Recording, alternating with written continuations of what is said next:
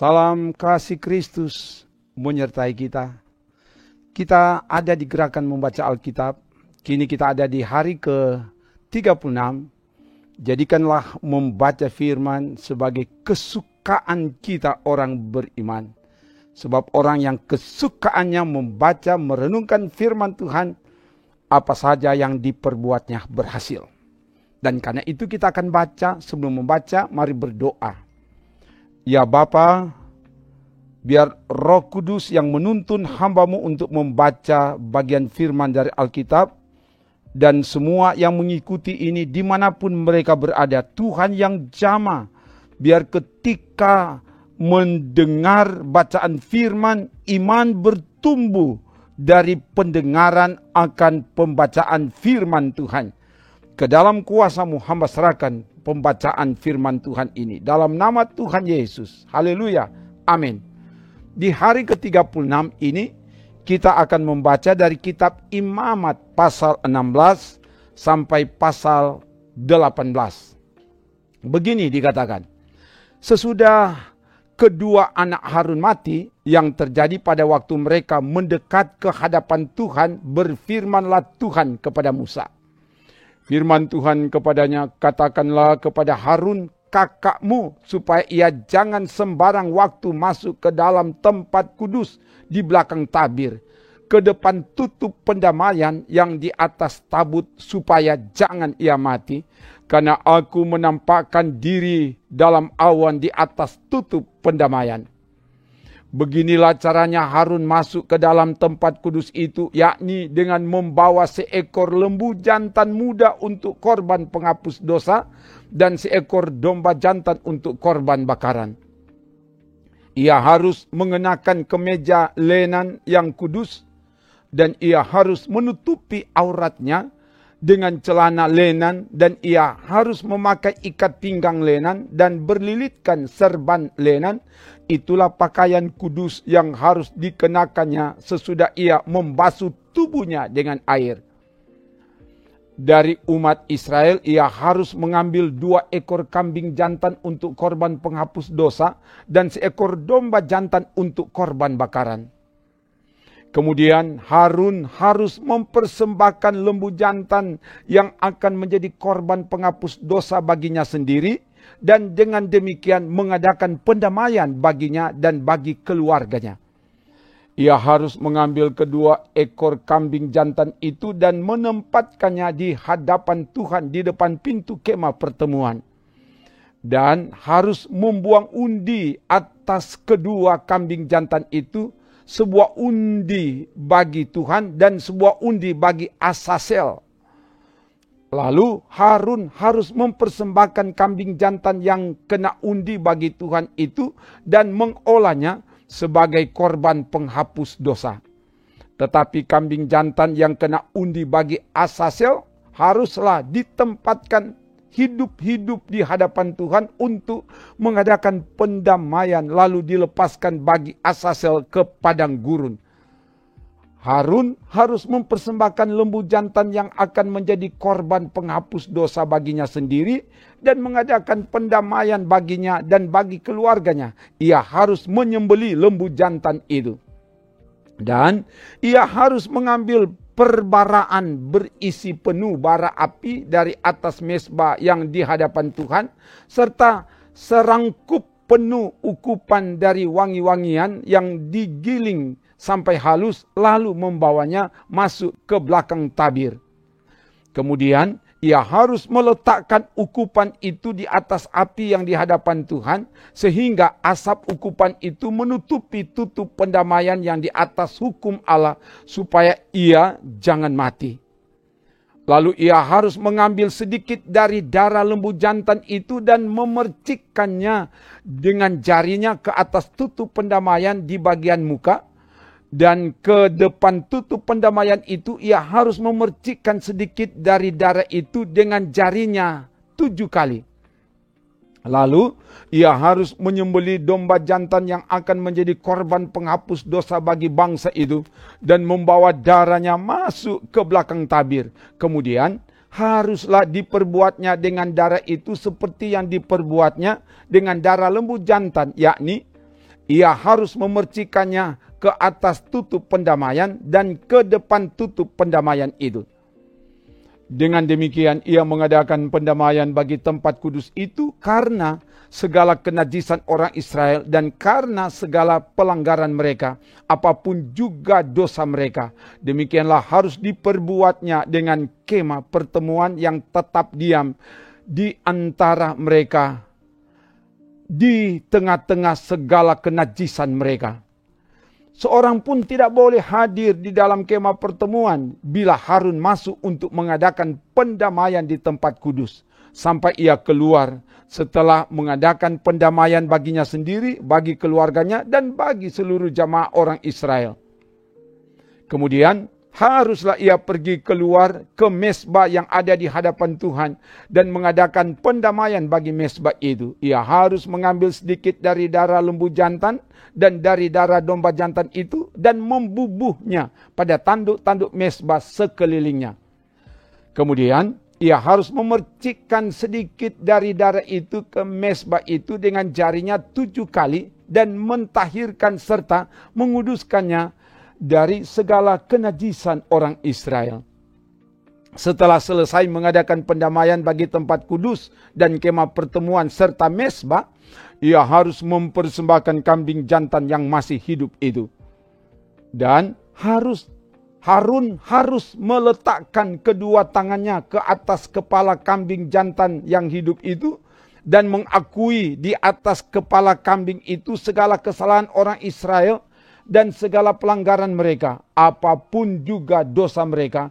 Ia harus menanggungkan semuanya itu ke atas kepala kambing jantan itu dan kemudian melepaskannya ke padang gurun dengan perantaran seseorang yang sudah siap sedia untuk itu.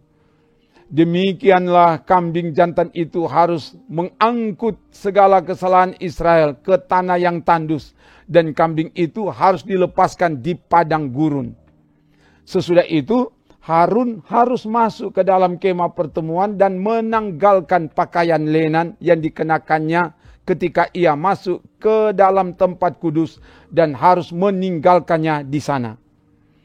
Ia harus membasuh tubuhnya dengan air di suatu tempat yang kudus dan mengenakan pakaiannya sendiri. Lalu ia harus keluar dan mempersembahkan korban bakarannya sendiri dan korban bakaran bangsa itu. Dengan demikian ia mengadakan pendamaian baginya sendiri dan bagi bangsa itu. Kemudian ia harus membakar lemak korban penghapus dosa di atas mezbah. Maka orang yang melepaskan kambing jantan bagi Asasel itu harus mencuci pakaiannya, membasuh tubuhnya dengan air dan sesudah itu barulah boleh masuk ke perkemahan. Lembu jantan dan kambing jantan korban penghapus dosa yang darahnya telah dibawa masuk untuk mengadakan pendamaian di dalam tempat kudus harus dibawa keluar dari perkemahan dan kulitnya, dagingnya dan kotorannya harus dibakar habis. Siapa yang membakar semuanya itu harus mencuci pakaiannya, membasuh tubuhnya dengan air dan sesudah itu barulah boleh masuk ke perkemahan. Inilah yang harus menjadi ketetapan untuk selama-lamanya bagi kamu, yakni pada bulan yang ke-7. Pada tanggal 10 bulan itu kamu harus merendahkan diri dengan berpuasa dan janganlah kamu melakukan sesuatu pekerjaan, baik orang Israel asli maupun orang asing yang tinggal di tengah-tengahmu. Karena pada hari itu harus diadakan pendamaian bagimu untuk mentahirkan kamu. Kamu akan ditahirkan dari segala dosamu di hadapan Tuhan. Hari itu harus menjadi Sabat, hari perhentian penuh bagimu dan kamu harus merendahkan diri dengan berpuasa. Itulah suatu ketetapan untuk selama-lamanya. Dan pendamaian harus diadakan oleh imam yang telah diurapi dan telah ditabiskan untuk memegang jabatan imam menggantikan ayahnya. Ia harus mengenakan pakaian lenan, yakni pakaian kudus. Ia harus mengadakan pendamaian bagi tempat maha kudus, bagi kemah pertemuan dan bagi mesbah, juga bagi para imam dan bagi seluruh bangsa itu, yakni jamaah itu. Itulah yang harus menjadi ketetapan untuk selama-lamanya bagimu, supaya sekali setahun diadakan pendamaian bagi orang Israel karena segala dosa mereka. Maka Harun melakukan seperti yang diperintahkan Tuhan kepada Musa. Tuhan berfirman kepada Musa, berbicaralah kepada Harun dan kepada anak-anaknya dan kepada seluruh orang Israel dan katakan kepada mereka, inilah firman yang diperintahkan Tuhan. Setiap orang dari kaum Israel yang menyembeli lembu atau domba atau kambing di dalam perkemahan atau di luarnya, tetapi tidak membawanya ke pintu kemah pertemuan untuk dipersembahkan sebagai persembahan kepada Tuhan di depan kemah suci Tuhan, hal itu harus dihitungkan kepada orang itu sebagai hutang darah. Karena ia telah menumpahkan darah dan orang itu haruslah dilenyapkan dari tengah-tengah bangsanya. Maksudnya supaya orang Israel membawa korban sembelihan mereka yang biasa dipersembahkan mereka di padang kepada Tuhan ke pintu kemah pertemuan dengan menyerahkannya kepada imam untuk dipersembahkan kepada Tuhan sebagai korban keselamatan. Imam harus menyiramkan darahnya pada mezbah Tuhan di depan pintu kemah pertemuan dan membakar lemaknya menjadi bau yang menyenangkan bagi Tuhan. Janganlah mereka mempersembahkan lagi korban mereka kepada jin-jin, sebab menyembah jin-jin itu adalah zina. Itulah yang harus menjadi ketetapan untuk selama-lamanya bagi mereka turun-temurun.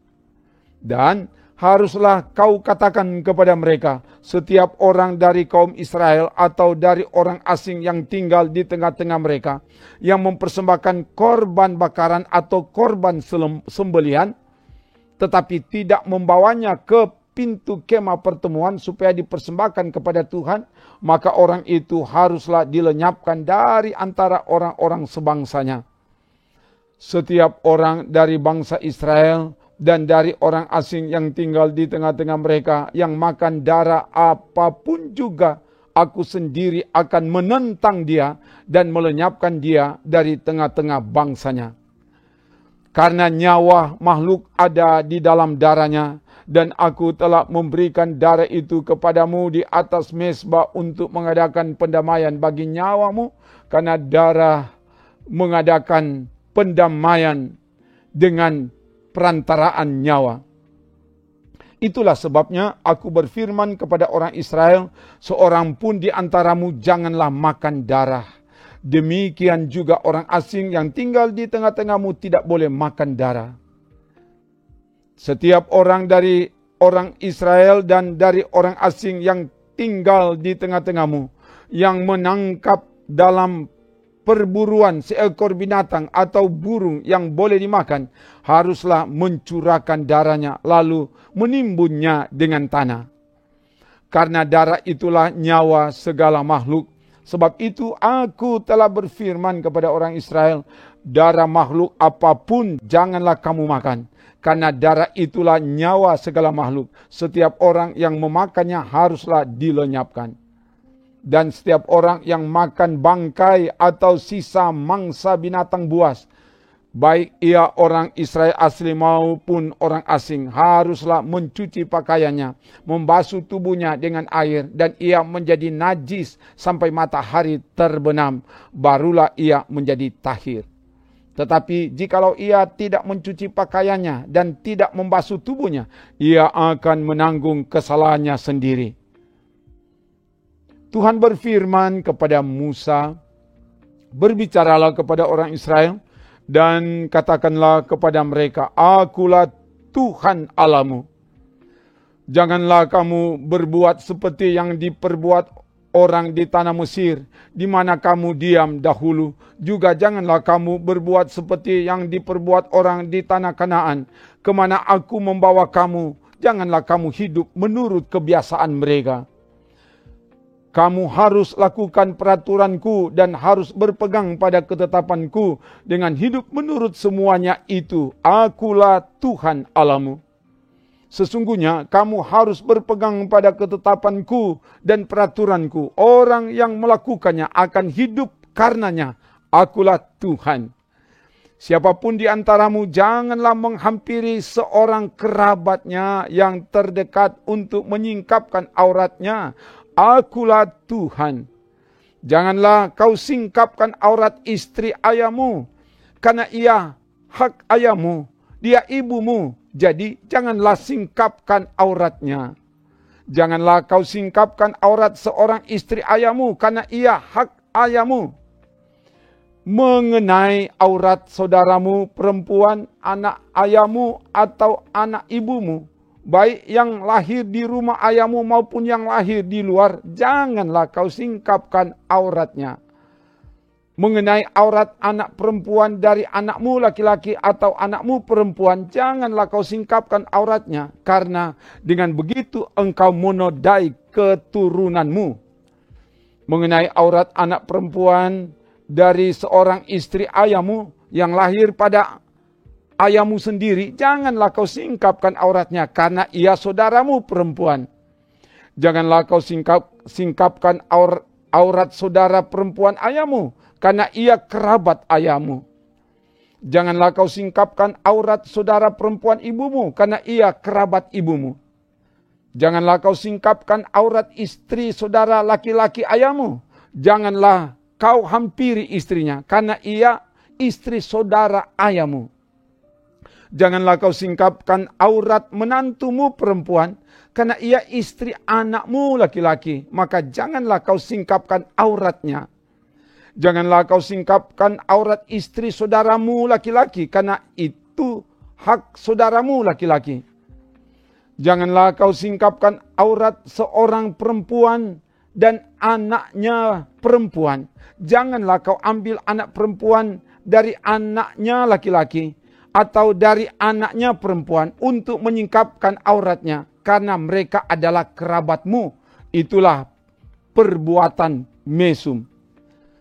Janganlah kau ambil seorang perempuan sebagai madu kakaknya untuk menyingkapkan auratnya di samping kakaknya selama kakaknya itu masih hidup.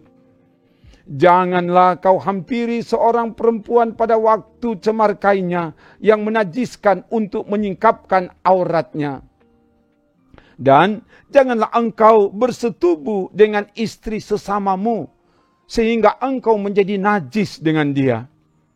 Janganlah kau serahkan seorang dari anak-anakmu untuk dipersembahkan kepada Molok, supaya jangan engkau melanggar kekudusan nama Allahmu. Akulah Tuhan.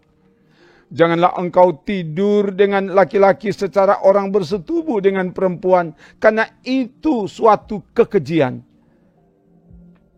Janganlah engkau berkelamin dengan binatang apapun, sehingga engkau menjadi najis dengan binatang itu. Seorang perempuan janganlah berdiri di depan seekor binatang untuk berkelamin, karena itu suatu perbuatan keji. Janganlah engkau menajiskan dirimu dengan semuanya itu, sebab dengan semuanya itu bangsa-bangsa yang akan kuhalaukan dari depanmu telah menjadi najis. Negeri itu telah menjadi najis dan aku telah membalaskan kesalahannya kepadanya, sehingga negeri itu memuntahkan penduduknya. Tetapi kamu ini haruslah tetap berpegang pada ketetapanku dan peraturanku, dan jangan melakukan sesuatu pun dari segala kekejian itu, baik orang Israel asli maupun orang asing yang tinggal di tengah-tengahmu. Karena segala kekejian itu telah dilakukan oleh penghuni negeri yang sebelum kamu, sehingga negeri itu sudah menjadi najis. Supaya kamu jangan dimuntahkan oleh negeri itu, apabila kamu menajiskannya seperti telah dimuntahkannya bangsa yang sebelum kamu. Karena setiap orang yang melakukan sesuatu pun dari segala kekejian itu, orang itu harus dilenyapkan dari tengah-tengah bangsanya. Dengan demikian, kamu harus tetap berpegang pada kewajibanmu terhadap aku, dan jangan kamu melakukan sesuatu dari kebiasaan yang keji itu yang dilakukan sebelum kamu, dan janganlah kamu menajiskan dirimu dengan semuanya itu. Akulah Tuhan Allahmu. Demikian bacaan firman Tuhan dari Alkitab. Mari berdoa. Terima kasih Bapa, oleh pertolongan-Mu, oleh tuntunan kuasa Roh Kudus, firman-Mu sudah dapat dibacakan dari Alkitab. Dan kami percaya firman Allah yang disampaikan tidak pernah kembali dengan sia-sia. Biarlah firman-Mu mengubah dan memberi semangat bagi setiap yang mendengar bacaan firman ini.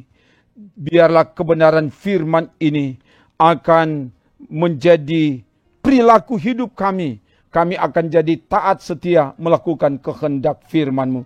Kepada semua yang mengikuti bacaan firman ini dimanapun mereka berada, biar Tuhan memberkati. Kami tumpangkan tangan, biar kuasa Tuhan menguatkan yang lemah, menyembuhkan yang sakit, membuat berhasil semua yang diperjuangkan. Biar roh Tuhan yang menuntun kini dan seterusnya. Dalam nama Tuhan Yesus. Haleluya. Amin. Demikian bacaan firman Tuhan dari Alkitab. Tuhan Allah yang penuh belas kasihan akan terus menjagai, menolong, dan memberkati saudara kini dan seterusnya. Amin. Trims.